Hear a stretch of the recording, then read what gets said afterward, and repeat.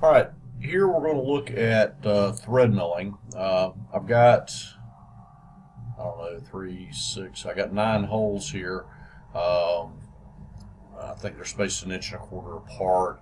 I have already created the toolpath to drill those. Nothing magic, I'm just punching holes in it real quick so that we can look at thread milling. The holes are 7/8 of an inch diameter, and we're going to do 1'8" thread milling.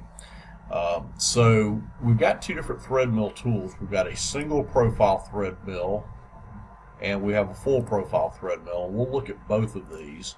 So on the single profile thread mill, I'm going to say that I've got a tool with a 3/8 shank and a 5/8 diameter, 1/8 inch cutting length, so the end of the tool looks like that. Alright, and let's say that's a 6 flute. Alright, so to do this style of thread milling, we just bring this tool down and select threading. And the first thing you want to do is select OD or ID. I have missed this a bunch of times. I've been trying to set up an ID thread mill and then realize that's set up on OD. Alright, so these are going to be right hand threads. We're on the ID, so we're going to work from the bottom up. Right hand threads. Straight threads, 8 threads per inch. The finished diameter is 1 inch. The material diameter, what's already there, is 7/8. So the thread height's a 1/16 of an inch. My clearance diameter, this is the diameter that it's going to wrap it to, basically. I'm just going to say is 0.8. I'm going to have it plunge at center, or I can have it plunge at at a specific diameter. I've got quite a few settings here, but really not. Generally you don't have to mess with a whole lot of this stuff down here unless you just want to. All right, so with thread milling, you basically want to pay close attention to the picture. So where is the bottom of the tool going to be at the bottom of the thread milling? I'm going to go, these holes go all the way through, so I'm going to go -1.1. A little extra deep. And then where is the bottom of the cutter going to be at the top? I'm just going to say 0. At 0, it should be clear of the thread. Alright, then I've got some choices. The depth of my first cut, I'm just going to say 35 thousandths. I'm going to reserve 5 thousandths for my last cut. I'm going to maintain a constant load. So each successive step into the stock will be a little bit less additional depth to maintain a constant load as more and more of the surface of the tool is engaged in the cut. Cutter comp line. Let's see what this looks like. Alright, so this will create, it'll start at the bottom and cut all the way out. I'm going to do those holes with this. Alright, and there is our tool path. Looks like it's taken 1, 2, 3 primary cuts and then my finish cut there. I think I left 5 thousandths or so for that. Alright, so we'll see what our threads look like.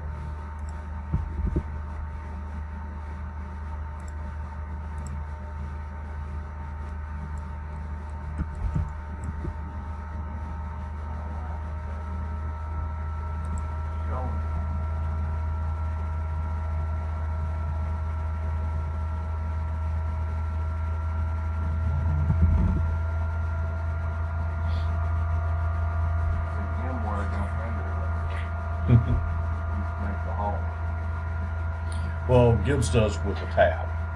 Gibbs does not show threads with the tab, but it does with thread milling because you're actually milling that. Alright, so that would be a single profile thread mill. Fairly straightforward. I'm going to create another thread mill. I'm going to go to a full profile thread mill. I'm going to say I've got a 1/2 inch diameter shank, a 3/4 inch diameter cutter.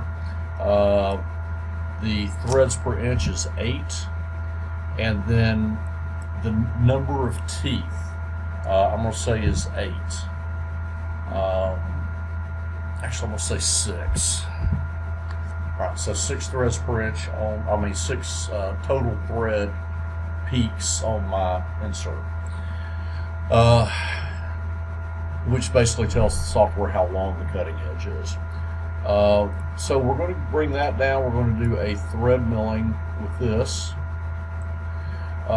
Pretty much the same settings. 1 inch diameter, 875 starting hole, thread height is calculated, clearance diameter, plunge at center. All this stuff is pretty much the same as what we had. But notice they're showing you an insert here. So the question is, over here, when we start, going from the bottom up again, because it's right-hand threads, we want to be climb milling. Where is the bottom of the cutter going to be? The cutter body going to be minus 1.1 deep is fine. And then what Z level do we want the last tooth to be at when it stops? We want that to be just, we'll say 100,000 above the part. And then we will leave the same. I'm going to leave the same settings: 35 thousandths first cut, 5 thousandths for the last cut, constant load, cutter comp, coolant, and then I will select. I will zoom in on absolutely nothing. I will select those and hit do it. All right, so I'm going to render just the hole making, the drilling, and then the last thread milling. And I will turn on skip unselected ops and try that again. All right, what I want to look at, notice it's not threading all the way out. It's just going around, and then it knows how much of this is going to be threaded based on this being the tip of the tool, and then it comes up so that there's a slight overlap between the top of this tool path and the bottom of this tool path. So if we slow this down a little bit more, see it goes down, does a loop in a little bit, and then it'll go back to center, come up enough so that this is clear of the top of the part, and it'll do 3 or 4 loops, like sections like that, based on how long the tool is and how deep the thread is.